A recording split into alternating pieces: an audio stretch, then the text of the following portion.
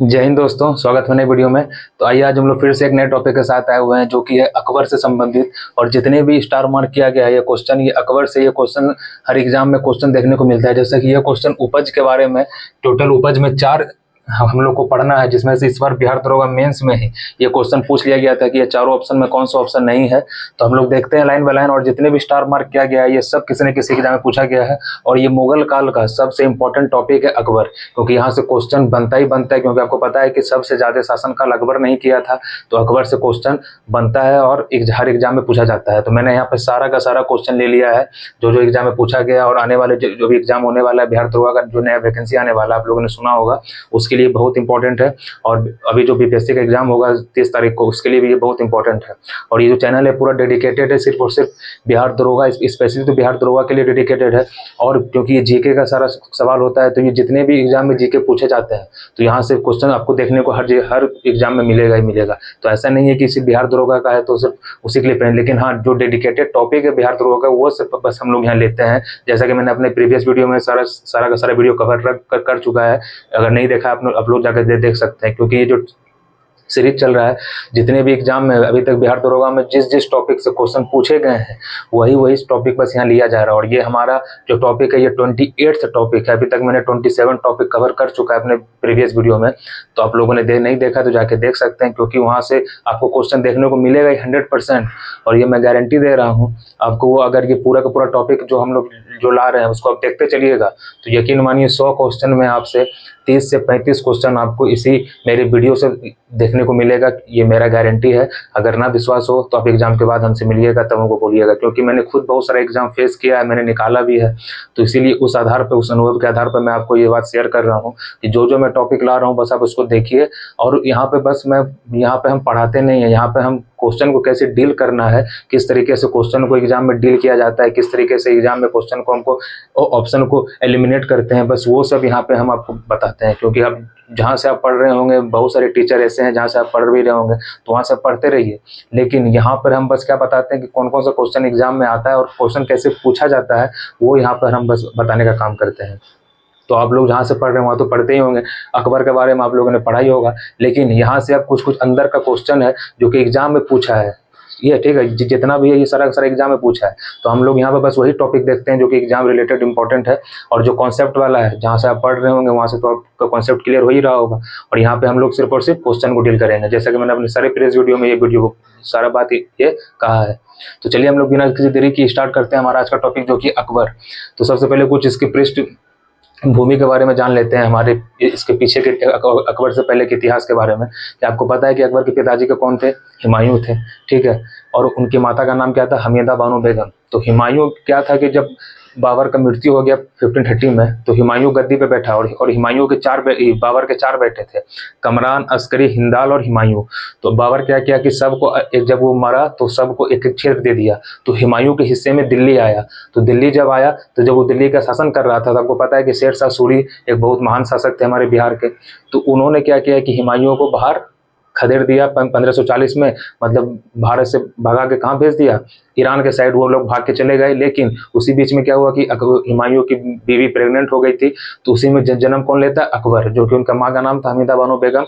और वो क्योंकि वो दिल्ली से तो भाग गया था, तो अपने एक दोस्त के यहाँ, अमरकोट के राजा छत्रसाल के यहाँ उन्होंने अपनी बीवी को रख दिया था। क्योंकि बीवी प्रेग्नेंट थी, वो कहीं आ जा सकती नहीं थी। तो इसी की वजह से वहाँ के जो उसके दोस्त थे अमरकोट के राजा वीर साल, और आज के समय वो पाकिस्तान में है, ठीक है।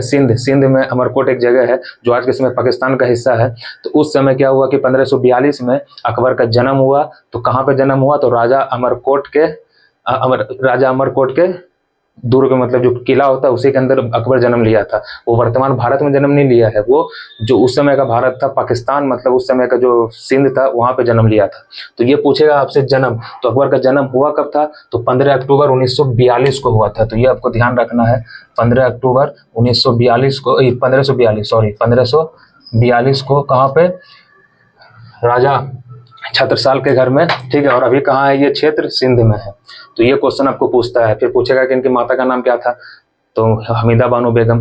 तो ये कुछ हम लोग पृष्ठभूमि देखें। तो अब आइए हम लोग अब आगे का, अब यहाँ से जितने भी उसको शुरुआती जितने भी उन्होंने काम किया अकबर ने, उनके बारे में जानेंगे, और क्या क्या उनके दरबार में कौन कौन रहते थे, नवरत्न रहते थे, वो किस तरीके से भूमि को बांटे थे। उसके बाद कुछ इंपॉर्टेंट महत्वपूर्ण क्वेश्चन, उनकी कुछ लड़ाइयाँ के बारे में हम लोग देखेंगे। तो चलिए हम लोग स्टार्ट करते हैं। तो 1555, तो इस डेट से आपको क्या पता रखना है। देखिए 1555 में जब हुमायूं फिर से वापिस आया, क्योंकि शेर शाह सूरी की मृत्यु 1545 में हो गया था, तो 10 साल बाद हुमायूं वापस आया। ठीक है, तो जब वो वापस आया तो मच्छीवाड़ा का युद्ध लड़ा। कब, कौन सा युद्ध लड़ा? मच्छीवाड़ा का। ये छोटे छोटे युद्ध थे, और ठीक है, तो मच्छीवाड़ा का जब वो युद्ध लड़ा, तो इस समय आपसे पूछेगा कि अकबर का वो पहला युद्ध कौन था जिसने वो स्वयं देखा था। क्योंकि अकबर देखिए 1582 में वो जन्म ही लिया, और 13 साल की उम्र था उस समय। 1555 में उसकी उम्र कितने साल था? 13 साल।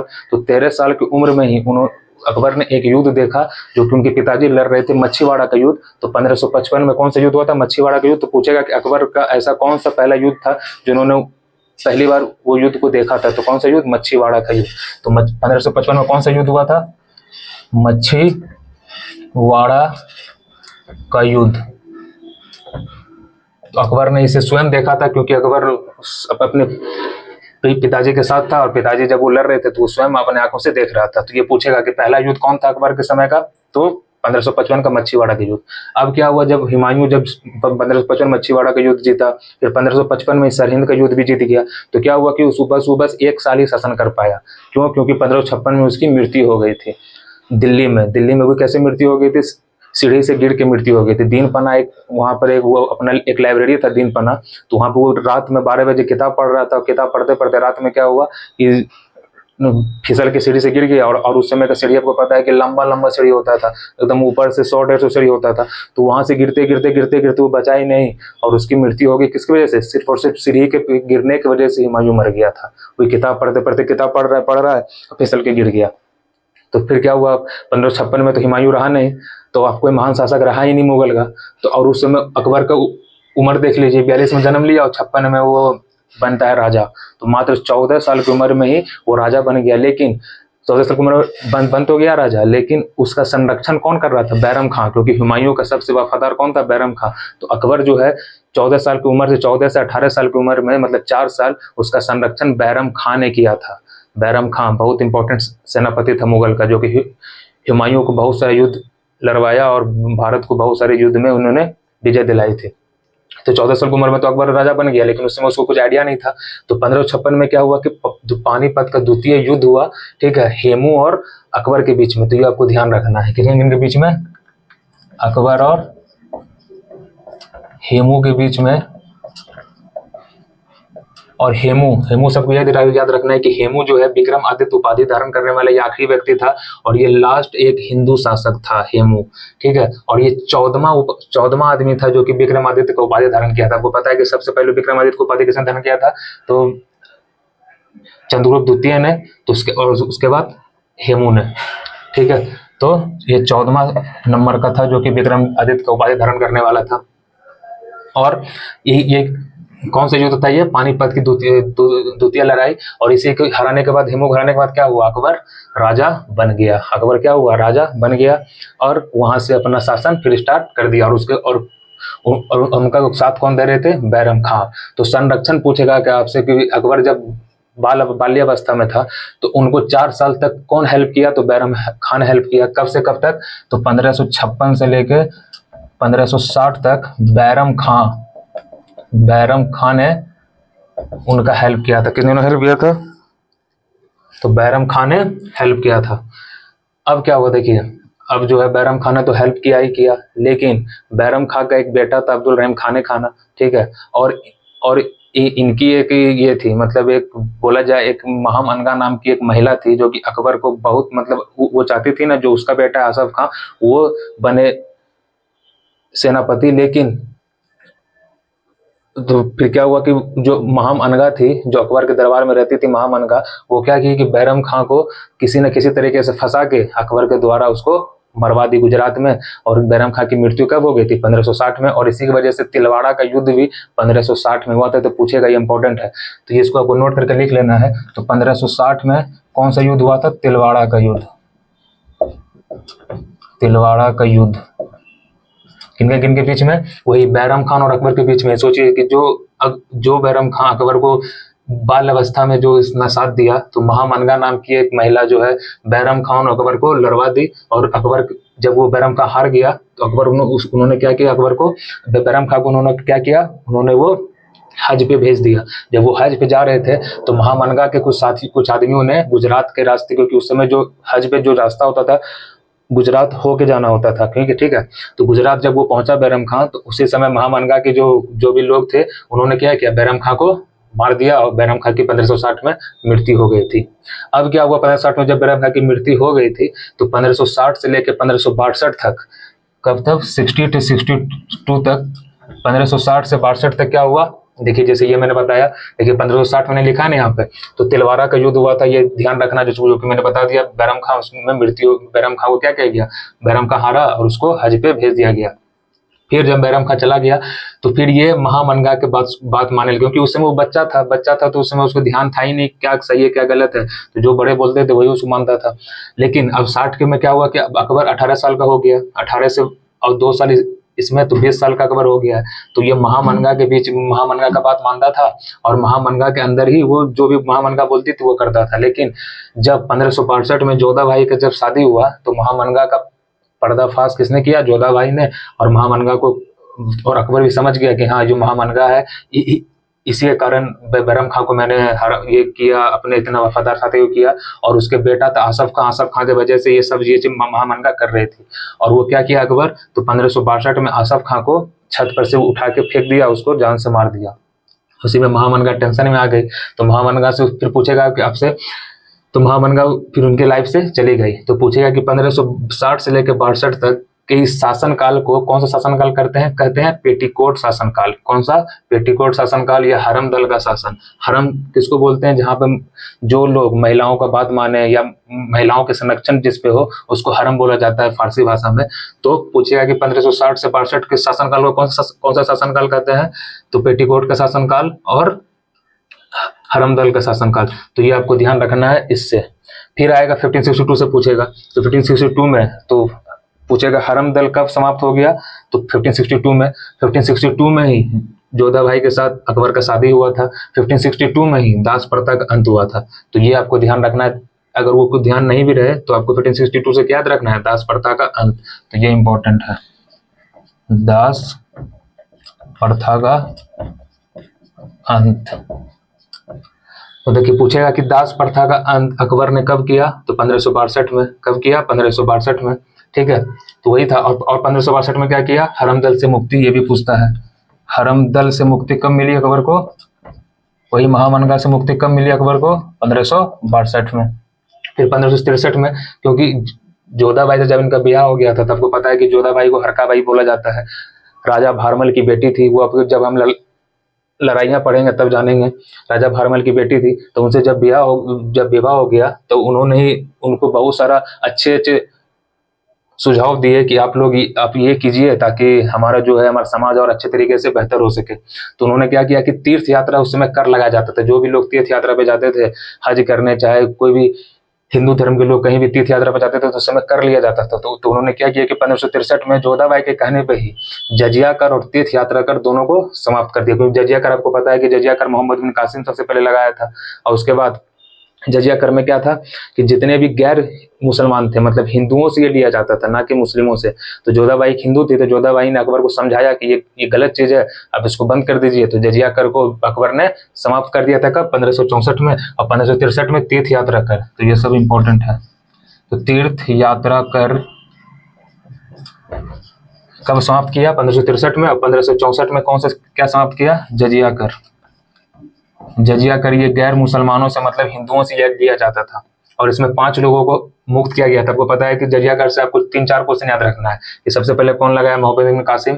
उसके बाद मोहम्मद बिन कासिम जब जजिया कर लगाया था तो उन्होंने 5 लोगों को बाहर रखा था, बूढ़ा, बच्चा, महिला, ब्राह्मण और विकलांग को, ठीक है। तो लेकिन जब फिरोज शाह तुगलक आया तो पूछेगा कि फिर फिरोज शाह तुगलक ने क्या किया कि ब्राह्मणों पर भी जजिया कर लगा दिया था। तो पूछेगा कि ब्राह्मणों पर जजिया कर लगाने वाला शासक कौन था, तो मोहम्मद बिन फिरोज शाह तुगलक। और फिर क्या हुआ, अकबर आया तो 1564 में जजिया कर को पूरी तरीके से बंद कर दिया। लेकिन जब औरंगजेब आता है तो फिर से 1679 में जजिया कर को खोल दिया जाता है और जजिया कर फिर से चालू हो जाता है। लेकिन अंतिम रूप से जब मोहम्मद शाह, जब उत्तर मुगल काल आप पढ़ेंगे तो 1720 ईस्वी में मोहम्मद शाह के शासनकाल में पूर्णतः पूरी तरीके से जजिया कर को समाप्त करके खत्म कर दिया जाता है। तो जजिया कर से आपको इतना सारा क्वेश्चन ध्यान में रखना है। अब आइए 1571। देखिए 1571 में क्या हुआ था, तो 1571 में फतेहपुर सीकरी जो कि आगरा से 20 किलोमीटर की दूरी पे है, उसका निर्माण को किसने कराया था? अकबर ने कराया था। तो ये आपको ध्यान रखना है। एक नया शहर बनाया था और राजधानी यहाँ पे लेके आया था, फतेहपुर। नया राजधानी बनाया, दिल्ली से कहाँ लेके आया? फतेहपुर सीकरी। लेकिन ये सक्सेस नहीं हो पाया अकबर का ये कहानी, क्योंकि तो राजधानी परिवर्तन, आपको पता है कि मोहम्मद बिन तुगलक ने भी राजधानी परिवर्तन किया था, उतना सक्सेस नहीं हो पाया। देखो राजधानी परिवर्तन करना इतना आसान नहीं है, तो ये असफल रहा। तो 1571 में फतेहपुर सीकरी कौन बसाया? तो अकबर ने। 1575 में क्या आपको ध्यान रखना है कि इबादत खाना, अकबर क्या किया है? इबादत खाने का निर्माण किया, ठीक है। और इबादत खाने में निर्माण किया तो उसमें जितने भी धार्मिक गुरु थे वहां पे आके अपना करते थे, इबादत करते थे, उनके लिए ये सारा बनवाया था। तो इबादत खाना, इबादत खाना, तो ये ध्यान रखना है। 1575 में क्या हुआ? इबादत खाने के निर्माण। फिर 1578 में जो ये इबादत खाना था ना, जहाँ पे सिर्फ मुस्लिम धार्मिक लोग आते थे अपना करने के लिए पूजा पाठ, तो 1578 में क्या किया कि अकबर ने इस इबादत खाने में सब धर्मों के लिए खोल दिया, हिंदू, मुस्लिम, सिख, ईसाई, कि आप लोग सब आइए, सब यहाँ पे आके पूजा पाठ कीजिए। लेकिन ये असफल रहा, क्योंकि आपको पता है कि जहाँ पे इतने सारे धार्मिक लोग होंगे वहाँ पे मनमुटाव होगा, कुछ ना कुछ झगड़ा पिटाई हो तो होगा ही। तो क्या हुआ? बहुत वहाँ पे मनमुटाव हुआ, झगड़ा स्टार्ट हो गया। तो 1578 में पूछेगा कि इबादत खाने की एंट्री किस साल सबको दिया गया, जितने भी धर्म थे? तो 1578 में। तो इबादत खाना में सबको एंट्री दिया गया था। और ये हर बृहस्पतिवार को किया जाता है, क्योंकि पता है कि बृहस्पतिवार के दिन उसको, और जितने भी सारे धर्म के लोग थे उनको एक ही दिन आने का अनुमति था, सिर्फ और सिर्फ बृहस्पतिवार को। तो ये भी ध्यान रखना है आपको। 1569 में पूछेगा कि मजहर की घोषणा कब की थी अकबर ने? 1579 में। ये क्वेश्चन तो अनेकों बार पूछा है। मजहर घोषणा, मजहर की घोषणा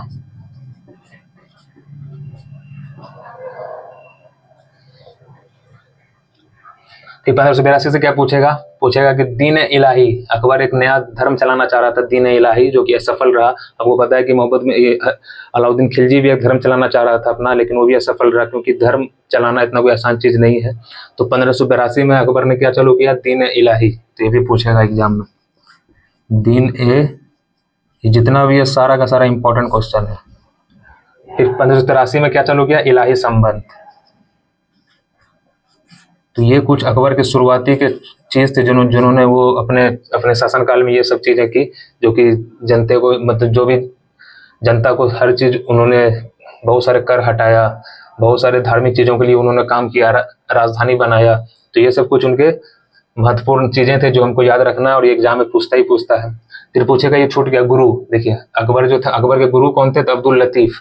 ये याद रखना, कौन थे? अब्दुल लतीफ। कौन थे अकबर के गुरु? अब्दुल लतीफ। इसको लिख लीजिए, अकबर के गुरु कौन थे? अब्दुल लतीफ। तब आइए अब देखते हैं नवरत्नों के बारे में। अब देखिए अकबर, आपको पता है कि अकबर पूरा का पूरा मूर्ख इंसान था। अकबर को पढ़ाई लिखाई से कोई मतलब नहीं था, अकबर पढ़ा लिखा था ही नहीं। तो अकबर जब पढ़ा लिखा था नहीं तो उन्होंने अपने दरबार में क्या रखा था? 9 लोगों को रखा था, जो कि बहुत विद्वान लोग थे, जो कि अकबर को सलाह मशुरा देते रहते थे कि अकबर जो भी करे, मतलब जो भी काम वो करता था पहले वो अपने नवरत्न से पूछता था, उसके बाद ही वो पूछ करता था, क्योंकि अकबर पढ़ा लिखा कुछ था नहीं, क्योंकि उनके गुरु अब्दुल लतीफ थे, लेकिन वो उनसे कभी पढ़े ही नहीं। तो देखते हैं उनके नवरत्न के बारे में, नवरत्न कौन कौन थे। तो इसका एक ट्रिक याद रखना है नवरत्न से। क्या ट्रिक है? Bat MDH, bat MDH। तो सबसे पहले हमको उनके दरबार में 9 नवरत्न थे, तो उसमें सबसे पहले 4 हिंदू थे और 5 मुस्लिम। तो हम लोग हिंदू मुस्लिम के हिसाब से याद करेंगे। तो सबसे पहले कौन थे? बीरबल। तो हमको पता है बीरबल सबको याद रखना है कि बीरबल को कवि प्रिय को उपाधि मिला था। इनका ओरिजिनल नाम महेश दास था, ठीक है। और इनकी मृत्यु, पूछेगा कि बीरबल की मृत्यु किस विद्रोह में हुई थी, तो यूसुफ जाइयों के विद्रोह को दबाने के लिए कश्मीर भेजे गए थे 1582 में, तो वहीं पे क्या हुआ, बीरबल की मृत्यु हो गई थी। और पूछेगा ये जो दीन इलाही इन्होंने ये धर्म चलाया था, तो इसको अपनाने वाला पहला हिंदू शासक कौन था, तो बीरबल ही था। और कौन था, तो अबुल फजल, जो कि इसका नवरत्न में भी है। तो पूछेगा कि पहला हिंदू शासक कौन था जो कि दीन इलाही धर्म को अपनाया था, तो बीरबल। तो ये पूरी ध्यान रखना है। दूसरा टोडरमल, दूसरा टोडरमल। टोडरमल आपको पता है ये वित्त मंत्री था। ये कौन था, ये वित्त मंत्री, ये सब ध्यान में रखना है। ये कौन था, ये वित्त मंत्री। तीसरा मियां तानसेन, मियां तानसेन ये संगीतकार था।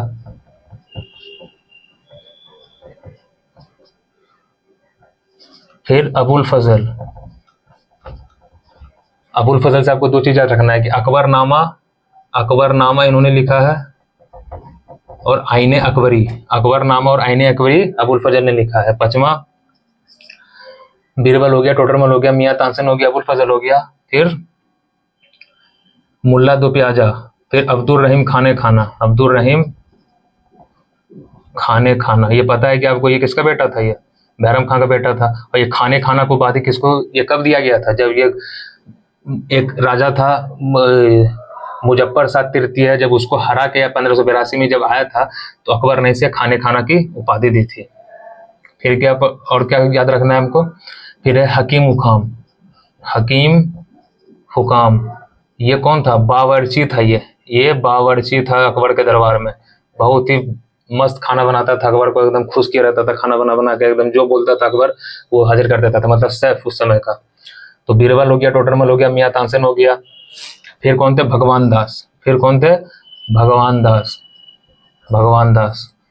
आठवां, फिर कौन थे, मुल्ला दो प्याजा। फिर कौन थे, मुल्ला दो प्याजा। इसका प्याजा नाम क्यों पड़ेगा, क्योंकि उसको प्याज बहुत खाता था ये, तो अकबर ने इसका नाम मुल्ला दो प्याजा रख दिया। ये प्याज बहुत खाता था। तो क्या क्या देखा आप लोगों ने, बीरबल, टोडरमल, मियां तानसेन, अबुल फजल, अब्दुल रहीम खाने खान, हकीम हुकाम, भगवान दास और मुल्ला दो प्याजा। और एक कौन बचा हमारे, मान सिंह। ये भी इंपॉर्टेंट है, मान सिंह। बहुत सारे युद्ध अकबर को यही जिताया है, मान सिंह। ये कौन था, ये सेनापति था। कौन था, ये सेनापति। तो ये हमारे 9 रत्न थे। तो सेनापति मान सिंह, आपको पता है कि जब जोधा भाई, ये जो जोधा भाई की, ये क्या, जोधा भाई को क्या बोलता था, बुआ, क्योंकि राजा भारमल के दो दो मतलब लड़के थे, एक बेटा था और एक बेटी थी। तो सूरजमल उसका बेटा था, और ये जोधाबाई उसकी बेटी थी। तो सूरजमल का ही बेटा कौन था, भगवान सिंह। तो क्या किया, तो अकबर इसको अपने दरबार में लेके इसको सेनापति बना दिया था। तो ये हमारे 9 रत्न थे। अब पूछेगा कि देखिए अकबर जो है सारे धर्म को एक साथ लेके चलता था, तो उसके दरबार में अनेकों धर्म गुरु को वो रखता था अपने पास। तो उसमें से आपको नाम पूछ देगा, एग्जाम में पूछ देगा कि कौन सा ऐसा है जो रखता था, जैसे जिसमें क्या है, पुरुषोत्तम दास, ये एक हिंदू था। हरविजय सूरी, ये तो बहुत बार पूछा है एग्जाम में। हरविजय सूरी ये जैन था, ये ठीक है, जैन गुरु थे, और इनको जगत गुरु भी बोला जाता है। ये एग्जाम में पूछा गया है। पूछेगा कि अकबर के दरबार में किनको जगत गुरु को उपाधि दी गई थी अकबर के द्वारा, तो हरिविजय सूरी को, ये ध्यान में रखना है। फिर दस्तूर मजर, ये एक पारसी था। कौन था, ये पारसी। देखिए ये हिंदू, ये हो गया जैन, ये पारसी। एका बीवी, ये कौन था, ये था ईसाई। कौन था, ये ईसाई। गुरु रामदास, हमको पता है कि गुरु रामदास को इन्होंने 500 बीघा जमीन दिया था, 500 बीघा जमीन दिया था। अमृतसर जो आज हम लोग देख रहे हैं, अमृतसर जो क्या बनाने के लिए, वो जो मंदिर तालाब बनाने के लिए 500 बीघा जमीन किन्हें ने दिया था, अकबर ने दिया था, किन्हें, रामदास को। और शेख सलीम चिश्ती, ये तो वेरी फेमस है। ये कौन थे, मुस्लिम। तो देखिए सारे धर्म कहें कि नहीं, हिंदू हो गया, जैन हो गया, पारसी हो गया, ईसाई हो गया, सिख हो गया, मुस्लिम हो गया। तो ये सारे जितने भी धार्मिक गुरु थे ये सबको अपने पास रखते थे और सबसे सलाह मशवरा लेते रहते थे। तो ये कट्टरवाद नहीं था, जैसे था ना औरंगजेब बहुत कट्टरवाद था, ये कट्टरवाद नहीं था। ये सब धर्मों को एक साथ लेके चलता था। जैसे अशोक ने भी सारे धर्म को एक साथ लेके चला है। तो ये कुछ इंपॉर्टेंट था जो कि हम लोग को ध्यान रखना है। अब देखते हैं उपज। इससे तो पिछले साल क्वेश्चन पूछा था।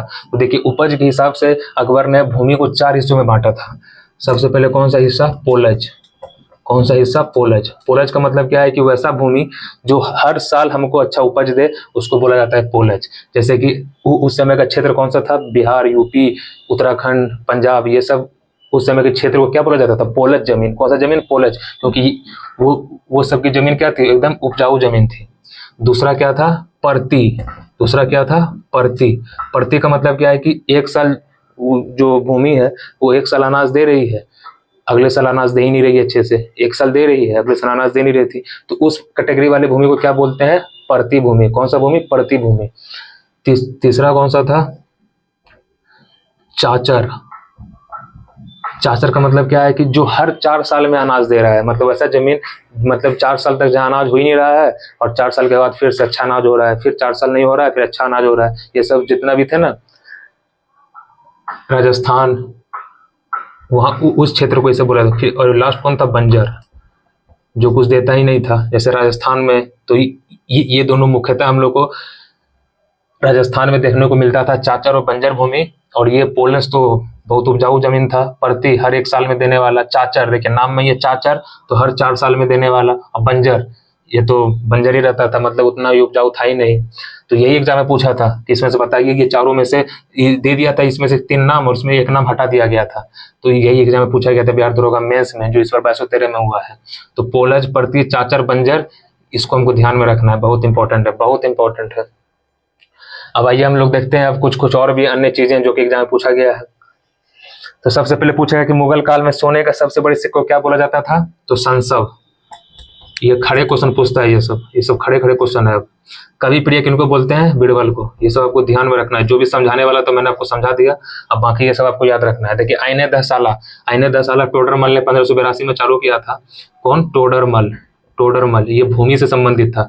ये आईने दहसाला क्या था? ये 10 साल का मतलब एक एवरेज निकाल के टैक्स को उस पर थोपा जाता था। मतलब ये आप पढ़िएगा ना 10 साल के बारे में तो आपको समझ में आएगा। बस ये देखिए 10 साल मतलब 10 साल के एवरेज निकाल के उस पर टैक्स लगाया जाता था, इसलिए इसको आईने दहसाला बोला जाता था। तो ये संबंधित है भूमि से, और 1582 में टोडरमल ने ये दिया था। फिर पूछेगा दसवंत बसावन। देखिए पूछेगा कि अकबर के दरबार में 2 प्रमुख चित्रकार कौन रहते थे? तो दसवंत और बसावन, ये कौन थे? चित्रकार। कौन थे ये? चित्रकार। इसको ध्यान में रखना है। फिर आगरा का किला, लाहौर का किला, इलाहाबाद का किला, ये कुछ कुछ अकबर ने अब बहुत सारे मोनूमेंट्स भी बनाया है, तो उसको वो ध्यान रखना है। तो आगरा का किला, लाहौर का किला, इलाहाबाद का किला, ये सब कौन बनाया? अकबर बनाया। कौन बनाया? अकबर बनाया। ऑप्शन में दे देगा डायरेक्ट, इनमें से कौन सा किला अकबर ने नहीं बनाया, तो दे देगा आगरा किला, लाहौर का किला, दिल्ली का किला, इलाहाबाद का किला। तो दिल्ली किला तो वो पता है कि बनाया शाहजहां ने। तो ये तीनों आपको ध्यान में रखना है। फिर सिकंदरा, सिकंदरा क्यों हमको नाम याद रखना है? क्योंकि अकबर का मकबरा कहाँ है? अकबर का जो मकबरा है सिकंदरा में ही है। सिकंदरा कहाँ है? फतेहपुर सिकरी के पास ही सिकंदरा है। बदायूं, बदायूं सबको क्या याद रखना है? बदायूं ने रामायण और महाभारत का फारसी में अनुवाद किया था। मोस्ट इंपॉर्टेंट क्वेश्चन, रामायण और महाभारत का फारसी में अनुवाद पूछेगा कि रामायण, खड़े पूछ देगा कि रामायण महाभारत का अकबर के शासनकाल में कौन फारसी में अनुवाद किया था? तो बदायूं। और फैजी कौन था? तो फैजी एक इसका निर्देशन था, मतलब ये था डायरेक्टर। मान लो कि कोई फिल्म का डायरेक्टर होता है, वही ना बोलता है ऐसा ऐसा काम कीजिए। तो फैजी कौन था? डायरेक्टर था उस पूरे के पूरे, जहाँ भी जब जो अकबर अनुवाद विभाग बनाया था, मतलब जहाँ पे फारसी में अनुवाद के जहाँ सारा चीज हो रहा था, तो उसका निर्देशन कौन कर रहा था? फैजी। और उसको कन्वर्ट कौन कर रहा था? तो बदायूं। तो कंफ्यूजन नहीं होना है इसमें। तो फैजी, तो फैजी से पूछेगा लीलावती। लीलावती एक फुर्सत है मैथ से, लीलावती। लीलावती, लीलावती का फारसी अनुवाद किसने कराया? तो फैजी ने। किसने? फैजी ने। फिर पूछेगा कि अकबर ने किसे जरी कलम की उपाधि दी थी? तो मोहम्मद हुसैन को। मोहम्मद हुसैन। इस सब का सब क्वेश्चन पूछा गया है। अकबरी महल और जहांगीर महल और शान फतेहपुर, ये कहाँ है? देखिए अकबरी महल आपको पता है कि आगरा का किला अकबर ने बनवाया, तो अकबरी महल और जहांगीर महल, ये दोनों का दोनों महल आगरा के किला में ही उपस्थित है, तो ये आपको ध्यान रखना है। और शान फतेहपुर, आपको पता है कि फतेहपुर सिकरी में उन्होंने बहुत सारा चीज बनवाया, जैसे कि जामा मस्जिद, पंचमहल, बुलंद दरवाजा, शेख सलीम चिश्ती का मकबरा, ये सब का सब हमको ध्यान रखना है, एकदम अकबर से रिलेटेड। खास करके ये वाला पंचमहल बहुत इंपॉर्टेंट है। तो पूछेगा कि पंचमहल कौन बनवाया? अकबर ने। कहाँ पे? फतेहपुर सिकरी में। तो फतेहपुर सिकरी में जामा मस्जिद बना। देखिए जामा मस्जिद एक दिल्ली में भी वो बनवाया शाहजहां, लेकिन फतेहपुर सिकरी का जामा मस्जिद कौन बनवाया? तो अकबर। तो जामा मस्जिद, पंचमहल, बुलंद दरवाजा, शेख सलीम चिश्ती का मकबरा, ठीक है, ये सब का सब कहाँ है? फतेहपुर सिकरी में। तो उसी में पूछ देगा कि जब फतेहपुर सिकरी में ये सब जब निर्माण हुआ, तो उसमें सबसे अच्छा शान फतेहपुर किसको बोलते थे? शान फतेहपुर। तो बोल देते जामा मस्जिद को। किसको? जामा मस्जिद को। ये क्वेश्चन पूछा गया, ध्यान में रखिएगा।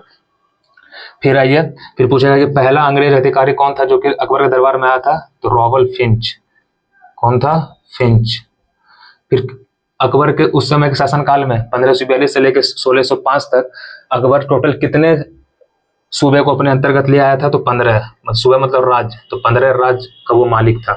दरगाह, वो हमेशा किस दरगाह पे जाता था? तो मोइंदू चिश्ती के दरगाह जो कि अजमेर में है वहां जाता था। तो हमको ध्यान रखना है मोइंदू चिश्ती। और इनके गुरु कौन थे? मोइंदू चिश्ती के, उस्मान नूरानी। फिर चिश्ती के बाद कौन आया? बख्तियार काकी। फिर बख्तियार काकी के बाद कौन आया? बाबा फरीद। बाबा फरीद के बाद कौन आया? निजामुद्दीन औलिया। उसके बाद कौन आया? अमीर खुसरो। तो ये आपको सीक्वेंस ही पता रखना है। अकबर किस समय हुआ था? देखिए, अकबर जो है कौन सा ऐसा राज्य था जो कि अकबर के अधीन नहीं हो पाया था? तो मेवाड़। कौन सा था? मेवाड़, जहाँ के महाराणा प्रताप थे। अकबर के समय ये अधीन नहीं हो पाया था, लेकिन जब जहांगीर आया तो 1615 में मेवाड़ मुगल के अधीन आ गया था। अकबरनामा मैंने बताया, ये अबुल फजल लिखा है अकबरनामा। फिर मनसबदार, मनसबदार का स्थापना कब किया गया था? 1575 में। तो ये आपको ध्यान रखना है, मनसबदार। अब आइए कुछ देखते हैं अकबर की लड़ाइयों के बारे में, जो कि बहुत इंपॉर्टेंट है। किसमें अकबर खुद भाग लिया और किसमें उन्होंने अपने सेनापति को भेजा था। तो सबसे पहले देखिए 1562 में ये खुद, क्योंकि जब राजस्थान में, क्योंकि राजस्थान जो एक पूरा ये था, तो वो अलग अलग शासन कर रहे थे, अलग अलग लोग राजा थे। मतलब उतने छोटे से देश का, मतलब वहाँ पे 10-15 राजा थे। तो वो क्या किया, वहाँ पे वो युद्ध नहीं लड़ा, वहाँ पे वो क्या किया, समझौता किया। समझौता कर करके उसको क्या बना दिया गया, वहीं का वो बोला कि आप मतलब ये किसी से वहाँ लड़ा ही नहीं, मतलब जाता था, समझाता था। अकबर से सब लोग ऐसे ही डरते थे। तो 1562 में आमेर का किला इन्होंने जीता, आमेर का किला जीता। और राजा भारमल का जो ये किला था, और राजा भारमल की बेटी थी जोधा भाई, तो उन्हीं के साथ इन्होंने 1562 में विवाह किया। तो ये ध्यान रखना है। 1564 में रानी दुर्गावती, इसको ध्यान रखना है। दुर्गावती से उन्होंने युद्ध नहीं लड़ा, बस घेराबंदी किया। तो रानी दुर्गावती ने तलवार डाल दिया था। और ये कहाँ की थी? गोंडवाना की। ये पूछता है एग्जाम में, गोंडवाना, जो कि अभी के समय मध्य प्रदेश में है। तो पूछेगा रानी दुर्गावती कहाँ की रानी थी? गोंडवाना की। फिर 1568 में मेवाड़ अभियान हुआ, लेकिन इसमें विजय प्राप्त नहीं हो पाया अकबर। उस समय कौन थे राजा? उदय सिंह। कौन थे राजा? उदय सिंह। तो ये ध्यान रखना है। 1569 में रणथंबोर में, कहा? रणथंबोर में इन्होंने आक्रमण किया, वहां पे इन्होंने जीत हासिल की। तो पूछा कि रणथंबोर के समय वहां का शासनकाल कौन था? तो सूरज नारायण, ये ध्यान रखना है। फिर 1572-73 में गुजरात अभियान किया इन्होंने, और यहाँ का शासक कौन था? मुजफ्फर शाह तृतीय को इन्होंने हराया। और इसी समय गुजरात के अभियान के दौरान ही जब गुजरात वो जीत गया, तो उसी के उपलक्ष्य में उन्होंने बुलंद दरवाजा का निर्माण किया था। ये भी ध्यान में रखना है, ठीक है। इन्हीं के उपलक्ष्य में बुलंद दरवाजा का प्रतीक, एक युद्ध का प्रतीक बताया, और मैं जीत के आया हूँ, तो उसी खुशी में क्या निर्माण किया? बुलंद दरवाजा का निर्माण किया। और इसी समय जब गुजरात अभियान किया, जब ये जीत गया, तो इसी समय अकबर ने पहली बार समुद्र को देखा था, क्योंकि पता है गुजरात समुद्र किनारे है। तो इन्होंने सबसे पहले समुद्र कहाँ देखा? गुजरात के अभियान के समय।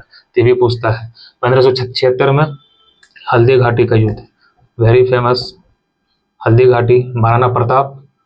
तब से पूछेगा कि हल्दी घाटी के युद्ध समय महाराणा प्रताप के ओर से कौन था सेनापति? तो हकीम खान, ये पूछा है। और अकबर के इधर से कौन था? तो मान सिंह। अकबर इस युद्ध में खुद नहीं आया था, अकबर अपने किसको भेजा था? सेनापति को भेजा था। तो सेनापति का नाम क्या था? मान सिंह। और महाराणा प्रताप के कौन थे सेनापति? हकीम खान। तो ये दोनों को याद रखना है। वो हिंदू था तो उसकी तरफ से मुस्लिम लड़ रहा था, और वो मुस्लिम था तो इसकी तरफ से हिंदू लड़ रहा था। तो ये कुछ दिमाग में ऐसे बैठा के कहानी याद कर लीजिएगा। फिर 1575-76 में क्या हुआ? तो 1576 में पूर्णतः बिहार और बंगाल को इन्होंने मिला लिया, बिहार और बंगाल को मिला लिया और अपने अधीन कर लिया। तो पूछेगा कि बिहार और बंगाल किस साल अकबर के अधीन हो गए थे? तो 1576 में। तो उस समय वहां के शासक कौन था? तो दाऊद खान। ये इंपॉर्टेंट है, दाऊद खान, ये इंपॉर्टेंट है, दाऊद खान। बिहार बंगाल से ये एग्जाम में पूछा गया, बीपीएससी में ये क्वेश्चन पूछा गया है। तो पूछेगा कि बिहार और बंगाल को किस समय अकबर ने मिला लिया था? 1576 में। उस समय कौन था शासक वहां का? दाऊद खान। और ठीक है, और उस समय अकबर यहाँ खुद नहीं आया था, अपने एक सेनापति को भेजा था, मुनीम खां को। ये भी ध्यान रखना है। और 1601 में अकबर का लास्ट अभियान था असीरगढ़ का किला, असीरगढ़ का किला, जो कि खानदेश में ये पड़ता है, खानदेश, ठीक है। असीरगढ़ पूछेगा, अकबर का लास्ट अभियान असीरगढ़ का किला इन्होंने जीता। और अपने मिलाया, और खानदेश की जगह उसी में ये किला बना हुआ था सिरगढ़। और 1605 में अकबर की मृत्यु हो गई थी। वो किसकी वजह से मृत्यु हो गई थी? डायरिया की वजह से। सोचिए कि डायरिया से अकबर मर गया, कोई इसको मार ही नहीं पाया, ये खुद अपनी बीमारी से मर गया डायरिया की वजह से। तो चलिए, ये कुछ बहुत ही मोस्ट इंपॉर्टेंट टॉपिक है, आपको पसंद आया होगा, हमको पता है, क्योंकि यहाँ से क्वेश्चन देखने को मिलता ही मिलता है। अब चाह के भी इस टॉपिक को आप अलग नहीं कर सकते, क्योंकि यहाँ से क्वेश्चन हर साल देखने को मिलता है। जैसे मैंने बताया कि यही क्वेश्चन पूछ दिया था, अगर आपको पता ही नहीं रहेगा उपज के आधार पर कितने भागों में बांटा था, तो आप ऑप्शन एलिमिनेट ही नहीं कर पाइएगा। तो ये सब सारा का सारा क्वेश्चन था अकबर से रिलेटेड।